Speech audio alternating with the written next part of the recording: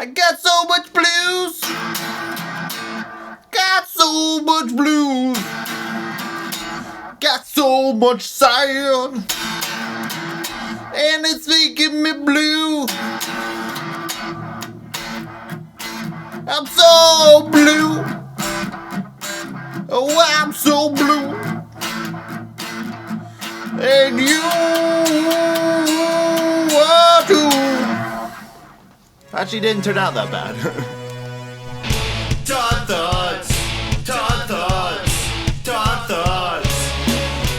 Well, maybe we can do like RL said. Come down to the church and get with one of them counselors. I don't love you no more. See? I told you you should have killed that bitch. What's up, sad boys? Welcome to another video. Now, this one's gonna be a little different than usual. I'm actually getting an academic credit for this. That's right, I'm doing my schoolwork and YouTube at the same time. Art school, try it. Today we're talking about a forgotten classic, a film that I genuinely love. And I feel like no one else talks about it in any capacity. And that is Black Snake Moan, 2006. Distributed by Paramount Vantage. Doesn't exist anymore, but it was part of Paramount and Viacom. And it was directed by Craig Brewer of Hustle and Flow fame. Hustle and Flow fame. Flow flame. Flow fame. Flow fame. It actually went on to win the Academy Award for Best Original Song. It's Hard Out Here for a Pimp. And almost 15 years later, it's still pretty hard out here. Other notable works from Brewer include the Footloose remake, the Fox series Empire. Good. He's on a real Eddie Murphy kick lately, directing not only Dolomite Is My Name, which is based off of the comedian, rapping, kung fu legend Rudy Ray Moore, the former king of just absurdist blaxploitation entertainment, just beautiful work. Eddie Murphy is going to portray the man, the legend himself, as well as reprising his role Prince Akeem in a sequel to the 1980 film Coming to America. Everything old is new once again. But before you see those in theaters, Brewer made probably the sweatiest, the steamiest, the most southern story to ever be put to film. Shot in Brewer's hometown in the heart of Tennessee. Brewer himself describes it as an act of love for the blues, and the blues just oozes out of every frame. Samuel L. Jackson stars as Lazarus, and Ed's blues singer going through a harsh breakup from his wife who is having an affair with his brother. He has a whole lot of pain and can only get it out through the power of the blues. Singing in the blues helps the artist gain control of the pain. I understand that as a music guy, just playing, not blues, I don't really play blues because obvious reasons. But music is a great way to take all your hatred and your pain and just, put it into something constructive, something creative. It's art. And therapy. Tribute of the Blues begins from frame 1 with black and white archival footage of Son House. He's a blues legend who fell to demons and struggled with his faith. Brewer calls him the personification of blues. Commentaries are great, people. You put the disc in and there's a whole another track embedded in the disc. If you want to learn filmmaking, if you want to learn fun facts about life in general, commentaries are a great way to watch your favorite films with the new context. The Tennessee Pride doesn't just end there though, with the casting of then relatively green actor Mr. Justin Timberlake, who has actual scenes taking place in bars from his hometown. The soundtrack itself is just filmed to the brim with hidden blues classics from the likes of Jessie Mae Hemphill, Bobby Rush, Precious Bryant, R.L. Burnside, and even Samuel L. Jackson himself, who literally learned to play guitar for the film. He has several musical numbers, and he's actually playing them live. Brewer was very insistent that they weren't pre-recording, that they weren't lip-syncing. Playing opposite of Jackson is Christina Ricci of Addams Family Casper, Sleepy Hollow, Speed Racer, and a whole lot more that no one has even seen. She will always be the woman of my dreams. She plays the character of Ray, who suffers from,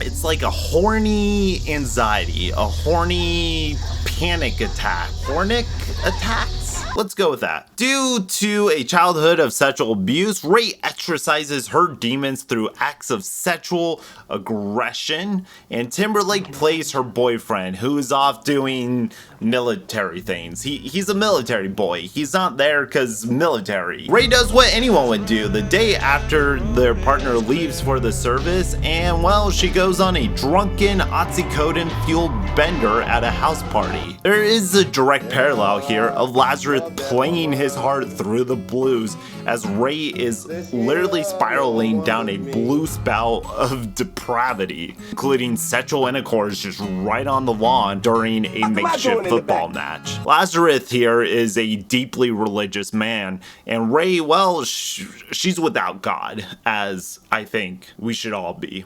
After the party, Ray gets a ride home from the friend of Timberlake's character, whose name is Ronnie, forgot to mention that. Timberlake's character, Ronnie's friend, Gil. She gets a ride home from Gil. Gil attempts to, well, make advances on Ray. She laughs him off. This prompts Gil to, overreact a touch.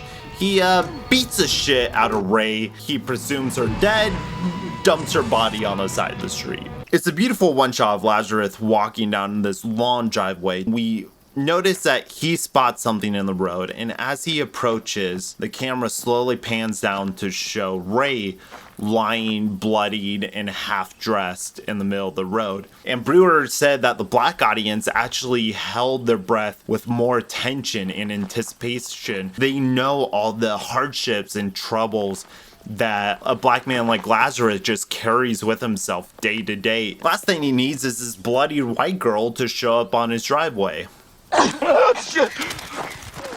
The film plays out almost like a sexual fable from the most humid Bible ever written. Just a drenched, damp Bible. The last words that his wife said, Ray seems to say it out of a weird, feverish daze. This sends Lazarus to just book out of the house. He's going straight to a supernatural explanation. This is where we see his southern religious roots take place. He opens his Bible, throws it on the ground as to create a barrier that could not be crossed by evil. It's here that he actually notices a passage about taking care of one another. Even the name Lazarus itself comes from the Bible. Was this guy Jesus was supposed to meet? Turns out he had been dead for 4 days, so Jesus brings him back to life, much like how Ray resurrects Lazarus after the death of his marriage. At several parts in the film, Lazarus calls his brother Reverend R.L., played by John Cothran, a veteran character actor whose roles feature in Yes Man, Ringo, and Boys in the Hood. And talking about Boys in the Hood, Black Sync Moan as well as Hustle and Flow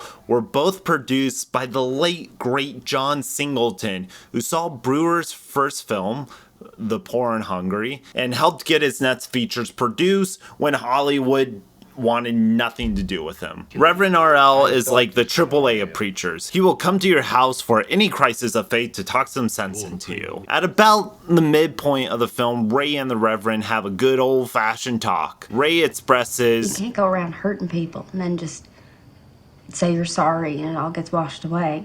Fair point. I myself have had the same question about religion. The Reverend actually responds with a steady, thoughtful manner. Ask for forgiveness, not peace at the end of my days when I got no more life to live or no more good to do, but today, right now.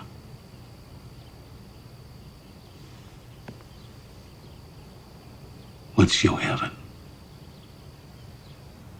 Lazarus is attempting to build up the damage that has happened to Ray to make her whole for the future. No one is beyond saving, and no one is so far gone they can't receive help. Even if that help comes in the form of a 60-pound chain that Lazarus ties around Ray to a radiator. Ricci actually chose a chain herself, opting that a heavier chain seems more real. Brewer describes Ricci as like an absolute champ. During a day of shooting when she's just pulling and yanking on this chain, her hands are just bloodied and blistered and scarred, and she's putting everything she has into it, and that really shows through in the performance. Now, the chain is symbolic of entrapment, but it also could be seen as strapping someone to a bed to overcome withdrawals from a horrible drug addiction. She actually learns to embrace the chain as a means of therapy during her sexual fits. She uses the chain as almost a comforter blanket, wrapping herself up into it. She finds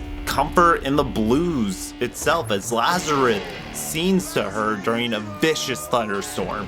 Like, the sky is just welling on the house. The blues, the connection that comes with it, actually represses her nightmares. Blues as a tool for healing is then reinforced in the club, which is shot in a genuine Tennessee club, Ernstine and Hazel, still going, and actually served as a whorehouse for the first part of the 20th century. Brewer describes this scene as, once you get below a certain economic line, everyone is taking care of everybody. Doesn't matter your race, your gender, your age, who you are. Everyone just blends together. Bodies just flowing without any worry or care. Ray becomes truly free in that moment and is actually able to exert energy without engaging in a sexual act. The next morning, Lazarus wakes up to find Ray singing. In that moment, she's embraced music and she's embraced the blues. She actually reincorporates that song later when Ronnie is having a complete meltdown on the side of the road.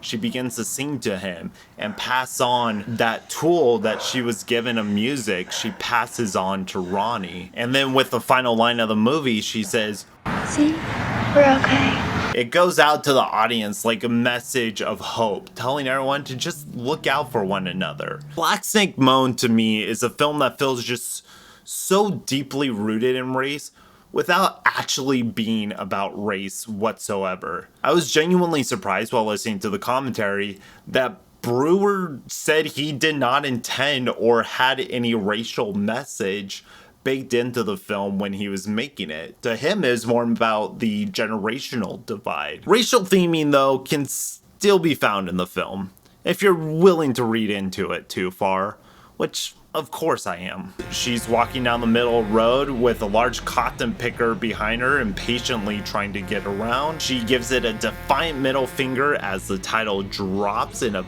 beautifully just powerful, just an iconic image. The most prominent imagery comes from Ray wearing, for a good portion of the runtime, nothing but a Civil War themed shirt and white cotton undies. Paired with a chain around her waist, it's not difficult to get slavery imagery. Whether it's intended or not, it's there. Racism and racial imagery is just baked into every fabric of the culture, with little mind or offense drawn to it. Other than that, there's no real racial theming. Ronnie does call Lazarus the N-word out of a fit of rage, but they make up for it hours later. Some may see this story a Taming of the Shrew type tale, where a woman is taken into bondage until she becomes domesticated by learning how to wear dresses and cook biscuits. For me, I see it more in the way of Brewer, who intended to tell a fable